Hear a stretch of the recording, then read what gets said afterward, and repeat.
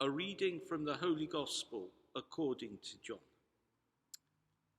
In the evening of that same day, the first day of the week, the doors were closed in the room where the disciples were for fear of the Jews. Jesus came in and stood among them. He said to them, "Peace be with you," and showed them his hands and his sides. The disciples were filled with joy when they saw the Lord. And he said to them again, "Peace be with you. As the Father sent me, so am I sending you." Saying this, he breathed on them and said, "Receive the Holy Spirit. For those whose sins you forgive, they are forgiven. For those whose sins you retain, they are retained." Thomas, called the twin, who was one of the 12, was not with them when Jesus came.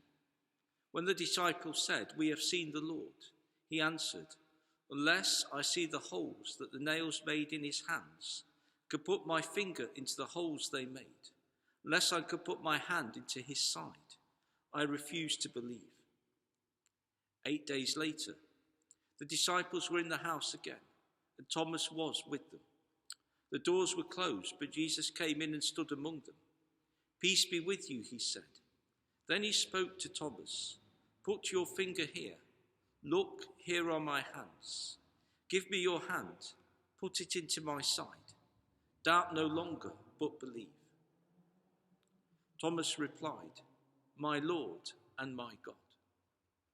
Jesus said to him, "You believe because you can see me. Happy are those who have not seen and yet believe." There were many other signs that Jesus worked and the disciples saw, but they are not recorded in this book.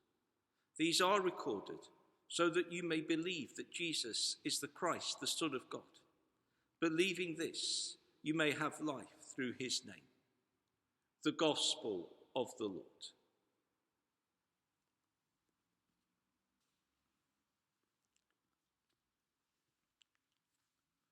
The Gospel reading for the second Sunday of Easter is always the story of how doubting Thomas comes to faith and is able to profess, "My Lord and my God."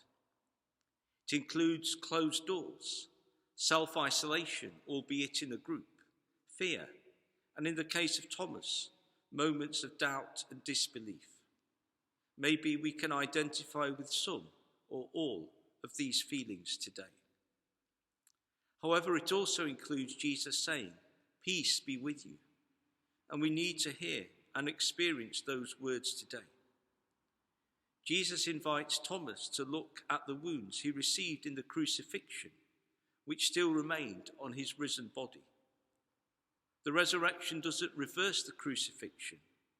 Rather, it transforms it so that we can believe that Jesus is the Christ, the Son of God. And believing this, we may have life through his name.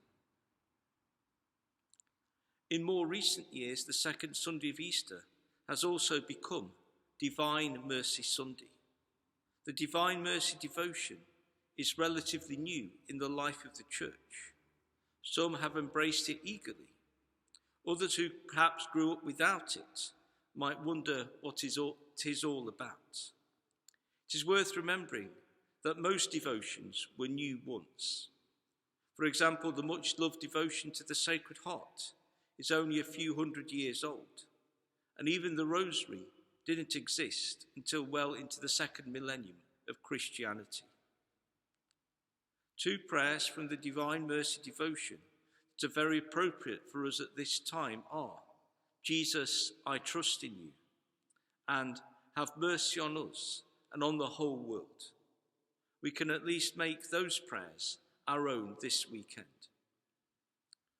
I would once again like to encourage us all to pray especially for those whose lives have been directly touched by the coronavirus and those in the many essential services that keep us safe and healthy in these dangerous times.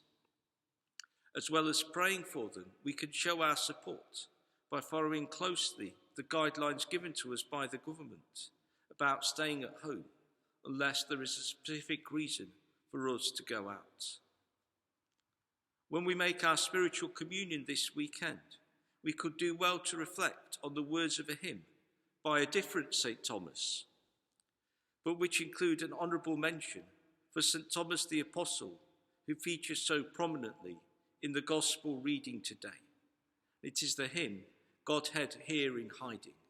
And one of the verses goes, I am not like Thomas, wounds I cannot see, but can plainly call thee, Lord and God as he. This faith each day deeper, be my holding of, daily make me harder hope and dearer love. With my thoughts, prayers and best wishes to you all, Father Eddie.